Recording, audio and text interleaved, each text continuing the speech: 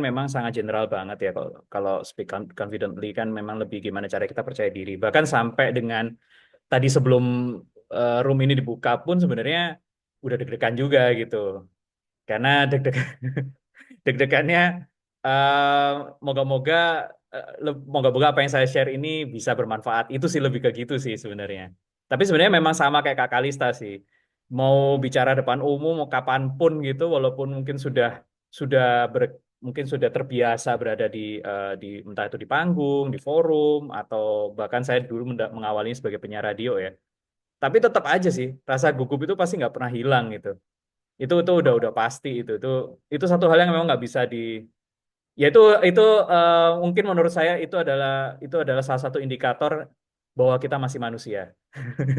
Kalau kita nggak ada rasa deg-degan tuh aneh udah beneran gitu. Oke, jadi saya langsung aja. Mungkin Kak Mita sama Kak Rosi udah sedikit lihat bio saya ya. Jadi saya nggak perlu cerita soal diri saya. Jadi saya langsung share aja apa yang saya ketahui. Jadi mungkin saya cerita sedikit pengalaman, sedikit kesaksian. Saya ini memang sebenarnya ngawalinnya justru tidak sebenarnya nggak memiliki interest secara khusus di dunia public speaking atau bahkan di dunia radio. Jadi dulu itu secara tidak sengaja ditawarin sama teman kuliah. Karena kebetulan saya itu sebenarnya justru aktif main musik waktu itu. Terus ada teman kuliah yang nawarin, karena mungkin dia juga awam di industri radio, terus dia pikir kalau anak band-bandan pasti oke tuh kalau jadi penyiar radio. Kan belum tentu juga ya. Nggak bisa juga apa di stigmakan begitu. Tapi dan itu benar, saya di awal itu justru malah waktu saya apply kok ya syukurnya saya diterima. Puji Tuhan ya, alhamdulillah saya diterima. Terus kemudian saya pas interview, jadi waktu itu tuh ada sekitar saya masih ingat banget tuh 350 applicant kalau nggak salah. Pada zaman itu tahun 2005 ya. Lama banget ya 2005 ya. Ya benar 20 tahun yang lalu. Itu bulan April saya ingat. Bulan April 2005. Itu saya apa namanya? Saya apply, ternyata ada 350 applicant dengan berbagai latar belakang yang luar biasa, yang saya itu cuman orang biasa-biasa saja. Dan mereka tuh rata-rata udah yang penyiar profesional, udah ada yang MC, udah ada yang host TV, wah udah macam-macam lah. Ini. Dari 350 hanya diambil 12 orang, dan salah satu itu saya. Gitu. Dan apa nggak tahu kenapa mereka kok memilih saya, tapi singkat cerita saya menemukan bahwa em, ternyata saya ini memang punya punya satu satu hal satu kesukaan yang itu relevan banget sama dunia radio, yaitu bercerita. Jadi saya itu memang besar dengan buku, besar dengan nonton film yang bahasanya itu subtitlenya pasti saya subtitle bahasa Inggris gitu. Terus saya belajarnya dari situ gitu. Jadi suka niru gitu. Kalau anak kecil itu kan dulu suka banget tuh kan mimicking mimicking apapun lah dia ngidolain apa dia mimicking gitu. Jadi kayak terus akhirnya tanpa disadari itu sebenarnya ngelatih gitu. Terus kalau baca buku itu juga saya selalu diingatkan oleh papa mama saya itu kalau baca yang keras gitu. Apalagi kalau bahasa Inggris ya. Bahasa Inggris itu baca yang keras gitu. Jadi biar tahu tuh oh ini bacanya gini kalau salah dikoreksi terus nanti ini artinya apa kayak gitu jadi dari kecil jadi kayak saya nggak sadar bahwa itu ternyata eh, menanamkan menanamkan apa namanya ya bekal-bekal lah bekal-bekal kalau dibilang ilmu kan rasa itu bukan ilmu lah itu kan cuma life skills biasa ya tapi itu lebih ke bekal-bekal aja yang akhirnya ternyata mereka melihatnya bahwa oh anak ini suka bercerita gitu jadi interviewernya ini cerita ke saya begitu saya masuk, saya tanya, kenapa sih kok saya yang diterima gitu? Ada yang lebih cakep, ada yang lebih suaranya lebih enak, apalagi zaman-zaman 2005 itu tuh adalah zaman-zaman di mana orang itu suka dengan tone suara yang cenderung berat. Kalau cowok itu cenderung berat gitu ya, suara-suara iklan-iklan lama gitu. Jadi kayak oh kayak nggak pede, tapi ternyata masuk juga ya, gitu aneh gitu. Nah itu kenapa saya selalu share ke teman-teman dan saat saya diberi kesempatan untuk memiliki apa namanya wewenang lebih ya di industri radio di sebuah radio itu saat saya melakukan perekrutan pun saya selalu melihat saya kalau selalu kalau nginterview anak yang apply menjadi penyiar radio, itu saya nggak nginterview berdasarkan CV-nya dia. Jadi saya cuma suruh dia cerita. Cerita dong, kamu lagi suka nonton apa, baca apa, kayak gitu. Jadi dari situ saya ngelihat nih anak gimana sih cara dia berceritanya, runut kah, jelas kah, kemudian pace-nya seperti apa. Kan ada tuh, kalau kalau nggak tahu ya kalau angkatan sekarang ya, kalau angkatan millennials dan generation X itu selalu bilang kalau banyak omongnya cocok tuh jadi penyiar radio gitu. Tapi buat saya belum tentu tuh. Karena ada kan punya temennya, gitu, gitu. Ketemu gitu, heboh banget lah gitu. Tapi belum tentu dia bisa jadi penyiar radio. Belum tentu. Tapi bukan berarti dia nggak bisa gitu ya. Nah, saya selalu lihat bukan dari situ, tapi dari dia cerita, walaupun dia mungkin ceritanya pace-nya pelan, tapi kalau jelas, itu udah jadi nilai plus buat saya.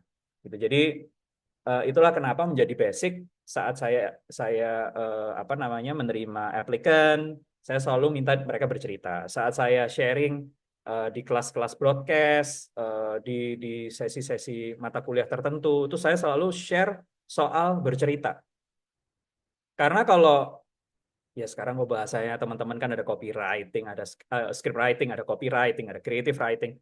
Itu tuh skill yang bisa kita pelajarin. Tapi kalau bercerita itu memang ada proses, nggak bisa langsung gitu instantly. Jadi kita memang harus terbiasa dulu. Kan kalau copywriting atau apa, apalagi sekarang ada modul AI yang beragam ya. Dan itu serem sih sebenarnya karena sangat bisa menggantikan apa sangat bisa menggantikan tapi belum tentu bisa 100% menggantikan peran copywriter ya, tapi bisa ya. Itu kan jadi mempermudah.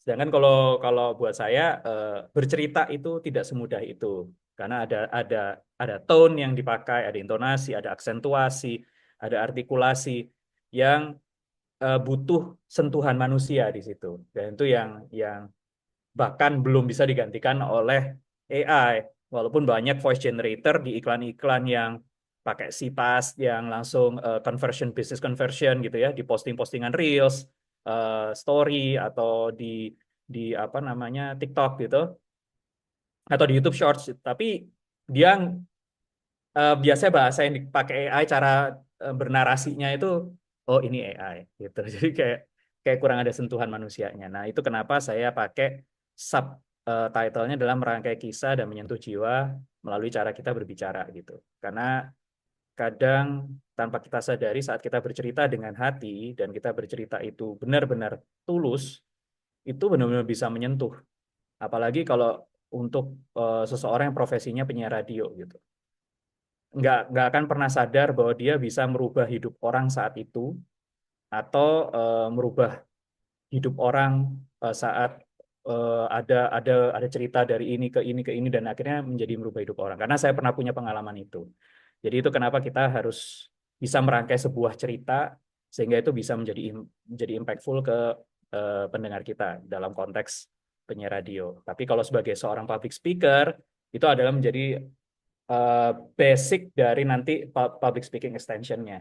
Gitu nanti bagaimana bercerita di konteks yang selanjutnya. Nah, tadi seperti saya ceritakan, bentar maaf, saya agak ininya ketutup soalnya. Nah, jadi storytelling itu sebenarnya adalah sebuah konsep konsep dasar di basic broadcast ya atau dalam sebuah penyiaran radio. Dan sebenarnya kalau ditanyakan nanti relevansinya dengan public speaking itu apa sebetulnya? Nah, sebenarnya kalau mau belajar soal public speaking, ini berdasarkan apa yang saya sudah jalani selama 20 tahun ini dan sejauh yang saya belajar juga, memang basicnya itu kita alangkah baiknya kalau belajarnya dari dunia radio dulu gitu. Karena di dunia radio itu kita akan belajar banyak hal dalam konteks storytelling ini sebenarnya. Jadi ilmunya sebenarnya banyak banget, tapi ini saya coba simplifikasi dan bisa aplikatif dalam waktu yang cenderung lebih singkat gitu ya. Jadi salah satu unsur dalam basic broadcast adalah storytelling gitu. Salah satu unsurnya di mana ini untuk mempermudah gimana kita mau nyampein ide-ide kita, kisah-kisah kita, pakai bahasa-bahasa yang itu bisa lebih relevan sama pendengar kita sebenarnya. Kadang kalau misal kita bekerja di sebuah radio yang pendengarnya cenderung lebih lebih mature, lebih dewasa, berarti kita menggunakan bahasa-bahasa yang lebih mudah dimengerti oleh mereka, menggunakan alur yang lebih pelan, sehingga mereka masih lebih bisa mengikuti. dibandingkan bila kita berbicara dengan pendengar kita yang jauh lebih muda. Karena kalau pendengar jauh lebih muda cenderung lebih dinamis, pace-nya lebih cepat, sehingga kita pemilihan dalam pemilihan kata, pemilihan poin-poin yang kita ceritakan itu juga apa namanya kita bisa sesuaikan dengan pendengar kita gitu. Nah ini pun juga yang biasa diaplikasikan saat kita berada di ranah public speaking, mungkin seperti Kak Kalista ini. Kak Kalista kan juga MC-MC itu gitu, atau berada di forum Zoom gini kan, biasanya juga menyesuaikan tuh. Nah, kalau misalnya dalam konteks public speaking, otomatis itu tidak hanya sekedar suara tuh yang menjadi sebuah komponen utama dalam konteks public speaking. Namanya juga berbicara di depan umum kan ya. Jadi ada konteks juga gesture. Jadi gesture tubuh itu juga dipikirkan tuh. Apa outfit, dari tampilan visual ya. Itu juga kita harus menyesuaikan siapa yang kita ajak ngobrol saat ini. Misal saya kalau share pengalaman saya itu saya agak sulit berdandan yang resmi. Makanya dulu waktu zaman saya siaran, kalau saya ditawarin jadi MC acara nikahan, saya nggak pernah mau. Hampir nggak pernah saya MC acara wedding gitu ya. Karena saya sangat tidak nyaman berada dalam posisi berjas atau berbusana yang sangat resmi, berbicara dengan sangat resmi. Jadi itu jadi bukan diri saya gitu. Dan memang harus diakui mungkin itu adalah salah satu bentuk idealisme anak muda ya. Jadi karena mungkin terlalu idealis aja. Jadi saya cenderung lebih memilih kalau dalam konteks public speaking itu yang acara musik, yang acara otomotif, yang acara-acara yang lebih hore lah bahasanya gitu. Yang lebih lebih hore, lebih youth gitu ya, lebih lebih muda gitu. Nah, itu juga penting tuh sebenarnya.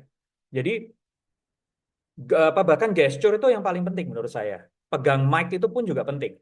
Jadi banyak yang juga berpikir bahwa mic itu megangnya misal lah ini ya, misal ini saya ambil contoh. Ini deh. Misal ini saya sedikit cerita karena ini hubungannya sama storytelling ya. Kita kalau bercerita kalau misalnya kita dalam konteks public speaking, biasanya kan anggap aja ini mic ya. Terus ini adalah kondensernya, biasanya orang ada yang megangnya gini tuh. Ngomongnya gini nih.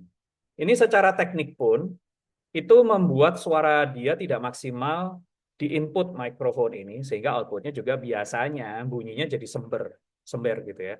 Terus kadang ada yang ngomongnya deket banget gini kan gitu. Padahal yang baik itu sebetulnya mukanya jangan ketutupan mic.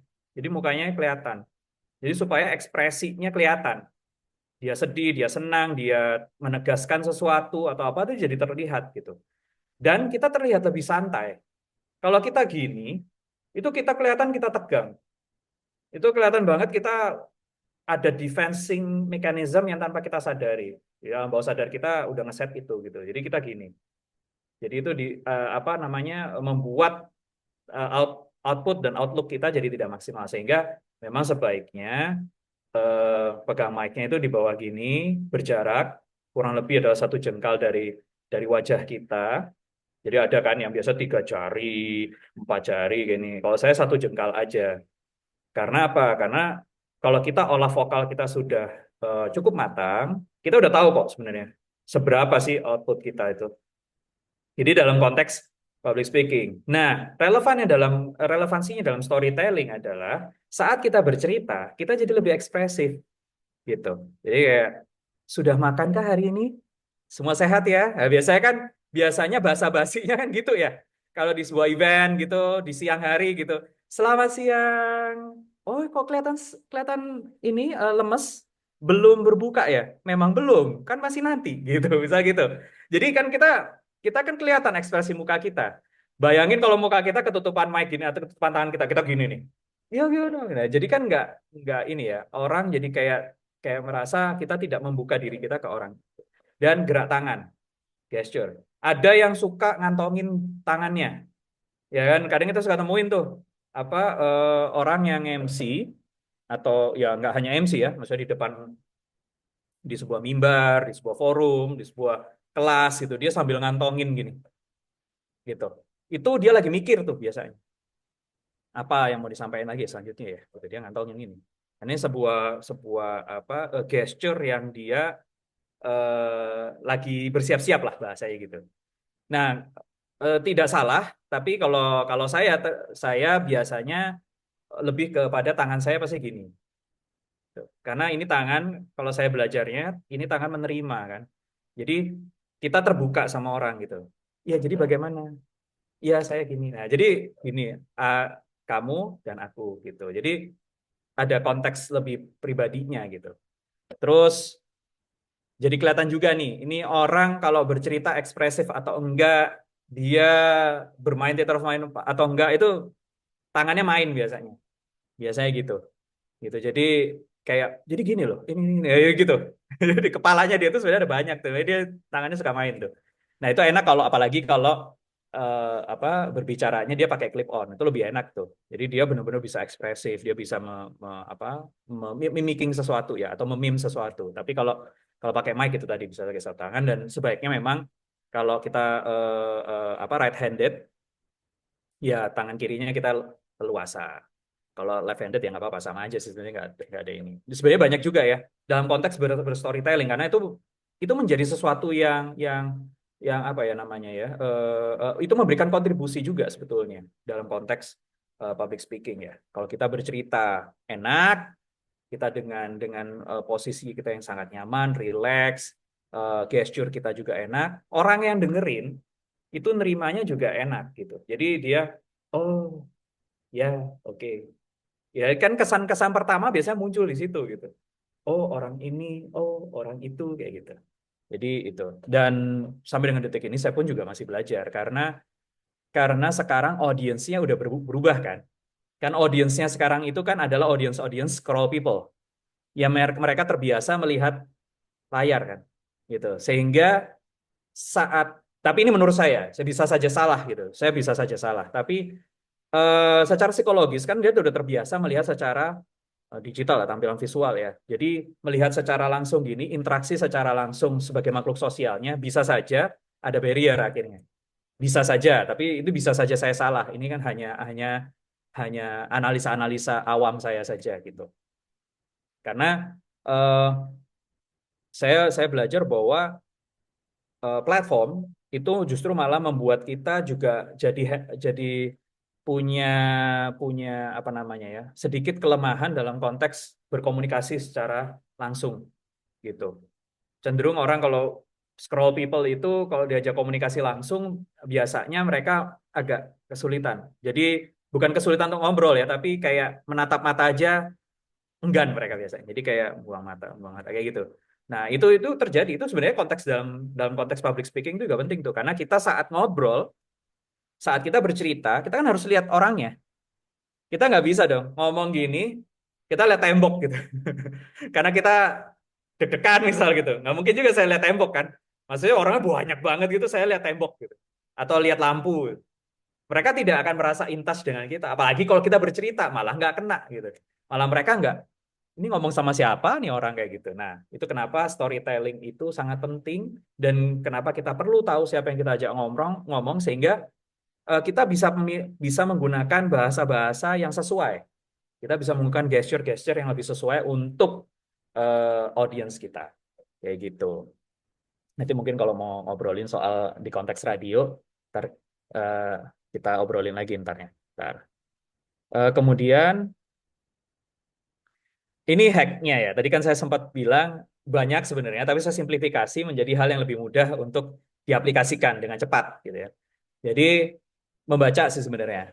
Di forum sebelumnya saya juga udah sempat share sama Kak Dewi dan Kak Kalisa dan teman-teman waktu itu. Jadi kita banyak-banyak baca aja. Baca bentuk tulisannya bisa beragam, mau itu baca buku kayak baca apa kayak mau baca di HP juga nggak apa-apa gitu. Pokoknya membaca intinya, membaca. Tapi poin pentingnya adalah sebenarnya membaca dengan keras. Jadi dibaca, benar-benar dibaca. Jadi bukan dibaca dalam hati gini, terus ketiduran gitu, bukan. Tapi benar-benar kita baca dengan keras. Terus kita dramatisir emosinya. Jadi benar-benar kita kita melatih untuk misal si Budi pergi ke pasar. Si Budi pergi ke pasar. Nah, misalnya kayak gitu. Kalau ada tanda tanyanya. Tapi kalau itu sebuah narasi, dia kan sebuah sebuah kalimat kerja, gitu dia kan, oh si Budi sedang pergi ke pasar. Nah, itu kita latih tuh. Karena ada juga orang yang bacanya kan, maaf ya, maksudnya ada yang bacanya mungkin kurang lancar, misal mungkin tidak terbiasa dengan membaca, membaca benar-benar membaca gitu ya. Mungkin ya di luar mungkin ada yang memiliki apa namanya handicap di konteks tertentu ya, tapi membaca dengan keras itu penting untuk kita melatih melafalkan dengan tepat, melatih aksentuasi. Sebenarnya yang penting itu adalah artikulasi karena membacanya harus jelas. Misal menjadi terdengar, ya, misal gitu. Menarik, jadi harus benar-benar jelas. Saya dulu punya kesulitan waktu saya kecil karena saya tidak bisa ngomong huruf R. Jadi saya ngomongnya R gitu. Eh Ya, karena saya memang punya latar belakang yang membuat saya sehingga dalam berbicara itu saya pakai hurufnya R gitu. Nah, itu jadi guyonan tuh, jadi bahan bully-bulian tuh selama waktu SD itu, waktu SD SMP ya. Jadi saya nggak kenal bisa itu, terus saya belajar latih terus. Tapi bukan nggak bisa kok, sebenarnya bisa. Jadi dilatih aja terus, jadi terbiasa kan. Jadi kayak yang ada platform, mendramatisir, kayak gitu-gitu. Jadi latih terus. Nah, itu sebenarnya fungsi membaca. Nah, jadi kita terbiasa. Terus kemudian kita menceritakan kembali. Jadi kalau kita habis baca, terus kita ceritain tuh. Nah, biasanya kalau waktu saya dulu itu waktu kecil, saya habis baca, terus saya ceritain tuh ke mama papa. Jadi saya habis baca apa. Nah, jadi karena dasarnya kan jadi suka bercerita kan. Jadi gini loh. Jadi si Captain Kirk itu Pak, itu dia ini kan lagi naik pesawat USS Enterprise ini ya. Dia cerita. Saya cerita itu. Saya masih ingat tuh saya dapat buku dari papa saya itu buku Star Trek and Beyond. Terus kayak itu buku sulit banget dibaca ya karena sangat-sangat eksplisit dalam konteks menggali imajinasi. Tapi ya akhirnya berhasil selesai dibaca dan kemudian saya menceritakan itu kembali gitu. Terus eh, dari situ akhirnya kita melatih tuh. Oh, berarti aku menceritakannya harus runut nih sebenarnya gitu. Jadi benar-benar runut. Oh, harusnya ini ceritanya dari sini, terus ini, terus ini. Kadang-kadang kita ketemu sama temen yang kalau bercerita, dia ceritanya udah di endingnya. Ya nggak? Jadi dia udah kayak udah di resultnya gitu loh. Ngeselin banget sih ini gini, gini, gini, gini, gini. Dia tuh loh, gue gini, gini. Sebentar. Awalnya gimana ceritanya? Kadang suka gitu kan. Jadi ada yang tiba-tiba dia udah pada konklusi gitu. Yang membuat kita jadi subjektif kan. Harusnya kita objektif kan gitu. Jadi sebentar sebelum ke konklusi, ceritanya gimana sih awalnya? Oh gini loh ceritanya. Ini jadi A begini terus B begini terus C begini. Oh alah. Jadi sebenarnya begitu. Nah harusnya itu begini. Nah itu ada tuh kadang kita ketemu teman yang kalau cerita sukanya cerita di ending. Dia cuma langsung ada konklusi, dia malas cerita di depannya prosesnya gitu kan. Terus apalagi dia cerita dengan tanamin emosi itu. Berarti kan sudut pandang dia udah itu. Jadi udah, oh oke. Nah, itu yang kita bisa latih dengan kalau kita terbiasa membaca dan terbiasa menceritakan kembali. Nah, benefitnya kita jadi pembenaran katanya banyak kalau kita suka baca. Kita jadi punya banyak perbenaran kata gitu ya. Jadi kita makin kaya perbenaran katanya, terus kita jadi melatih memasukkan emosi yang tepat itu bagaimana. Nah, terus tadi seperti yang udah saya sampaikan, kita jadi latihan artikulasi. Jadi artikulasinya, aksentuasinya, terus intonasinya, itu jadi jelas udah di situ. Nah, karena kita terbiasa bercerita, berarti kan kita harus membayangkan di kepala kita. Nah, kalau di basic broadcasting di radio, itu namanya theater of mind. Jadi bagaimana kita membuat pendengar kita masuk ke dalam dunia yang kita ceritakan. Jadi contohnya gini, misal gini, sobat, misalnya saya pakai contoh radio saya yang lama ya, sobat Gen, tadi itu di jalan, itu kan ada bis ya dari arah Ahmad Yani menuju ke Basuki Rahmat. Dia tuh jalannya cepet banget gitu. Terus kondisi jalan waktu itu lagi padat-padatnya, lagi banyak motor di sisi kiri, banyak mobil di tengah dan banyak mobil yang menyalip di sisi kanan. Nah dia ini bergerak dengan sangat cepat sob, cepet banget. Dia jadi jalannya cepet banget. Udah kelihatan dari deru mesin itu, wah ini cepet banget nih. Itu dia juga juga memberikan indikator bahwa dia ngebut dengan dia ngebel tuh sob. Jadi dia ngebel, dun, dun, dun, dun, dun, dun, dun. Wah udah deh. Itu pasti udah. Itu dia pasti lagi ngebut banget dan dia mungkin lagi ada kondisi darurat gitu. Dan ya ini hal-hal yang pasti bisa terjadi itu. Kemungkinan besar terjadi yaitu terjadi namanya kecelakaan. Nah, dia karena saking ngebutnya, dia lupa dia nggak sempat untuk nginjek rem. Habis itu ada satu mobil di perempatan waktu itu yang keluar dari sisi kiri, dia nggak lihat. Dihantamlah oleh bis itu. Das, wah, luar biasa itu mobil balik sampai 3 kali sob, dan bis itu sampai ngesot-ngesot dia kayak gitu. Jadi saat kita bercerita, pendengar kita tuh sambil dengerin tuh kayak oh oh gitu pasti gitu. Oh iya. Oh wah wah wah wah, wah. Oh iya ya gitu. Kadang gitu. Apalagi kita kan kadang kalau kita ketemu sama penyiar radio yang jago banget berceritanya, kita tuh di jalan tuh sampai kadang bisa nangis loh. Kadang itu cerita, ini sedih banget nih cerita gitu. Kadang gitu loh. Jadi saya tuh suka suka banget ya dengerin. Akhirnya setelah saya berada di industri radio, terus akhirnya saya jadi sering dengerin radio. And then saya bisa menilai secara subjektif ini penyiar yang bagus gitu. Saat dia bisa bercerita dan saat dia cerita membuat kita meneteskan air mata gitu. Padahal dia ceritain ceritanya orang gitu. Misal gini ya, sobat, barusan ada si A ini WhatsApp aku nih. Dia bilang, satu hal yang buat aku tuh rindu banget sama mama, kalau setiap pagi dia itu lalu ngetok pintuku 3 kali, tok tok tok tok gitu, terus bilang, sayang, udah waktunya bangun gitu. Ini udah 15 tahun, aku masih belum bisa lupa dengan gimana cara mama manggil aku, mengetuk pintuku, kayak gitu-gitu. Itu kalau penyiarnya jago banget ya, dia jago banget memilih kata, jago banget dia menceritakan alur itu. Nangis-nangis orang yang dengerin. Eh, ya lah emotnya udah nangis. Sorry Kak. Jadi kayak bahkan penyiarnya yang menceritakan tuh bisa nangis loh gitu. Jadi saya pernah punya pengalaman em, apa ada salah seorang pendengar waktu zaman saya masih siaran di awal ya di 2000 menjelang 2010 gitu lah ya. Ya 2005 di era 2005 menuju 2009. Itu ada saya sempat kedatangan ada seorang pendengar dia jauh-jauh dari sebuah kota kabupaten gitu cerita kalau dia pengen ketemu seperti apa sih Mas Wafa ini wujudnya itu kayak gimana? Karena dia biasa cuma lihat gitu. Dan kebetulan di tahun-tahun itu saya adalah salah satu orang yang bisa dikatakan antisosial. Jadi saya sosmed saya itu nggak terlalu aktif gitu ya. Nge-share-nya cuma nge-share lagu apa, film apa, buku apa ya, atau hobi lah gitu. Jadi hampir nggak pernah kelihatan muka saya itu hampir nggak kelihatan gitu. Jarang-jarang kelihatan.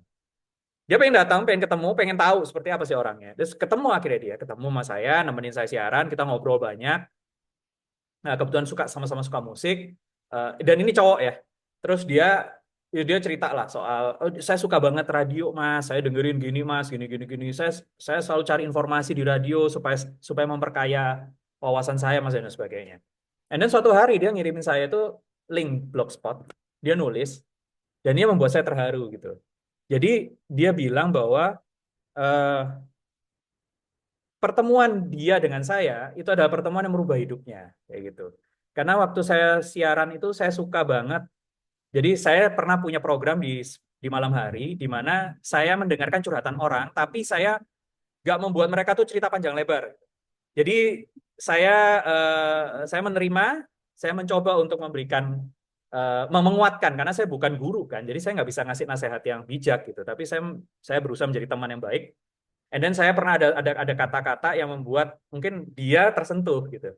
And then dia bilang pertemuan dengan Mas Wafa seorang penyiar radio di radio gini dia cerita gitulah intinya itu merubah hidup saya bahwa apa hidup itu life is like a box of chocolate gitu. Saya memang ingat saya pernah ngomong itu karena saya nonton Forrest Gump. Mungkin pada nonton ya. Mungkin ada pernah nonton ya Forrest Gump ya. Dia kan box is a life full of chocolate gitu loh. Kamu nggak akan pernah tahu apa yang kamu ambil gitu loh. Rasa itu kayak gimana kamu nggak tahu. Bisa pahit, bisa manis, bisa gurih gitu kan. Dan itu yang saya selalu saya ada satu statement saya ngomong gitu. Ya, emang kebetulan saya habis nonton Forrest Gump gitu dan saya cerita itu. And then dia tersentuh dengan itu dan dia lebih tegar, akhirnya dia lebih kuat, dia lebih bisa menghadapi hidup kan karena ya hidup itu life is a box of chocolate gitu loh. Dan kita learn to accept it, kita enjoy it sehingga kita bisa nemuin apa yang lebih baik ke depannya buat kita kayak gitu. Nah, itu semua hanya dari konteks bercerita. Jadi sepowerful itu gitu. Makanya profesi-profesi motivator itu laku karena mereka adalah storyteller, a great storyteller. Motivator itu great storyteller loh. Whether it's real or not, but they're a great storyteller. Sangat hebat loh. Kalau saya bisa gerakin orang sangat hebat. Motivator. Terus habis itu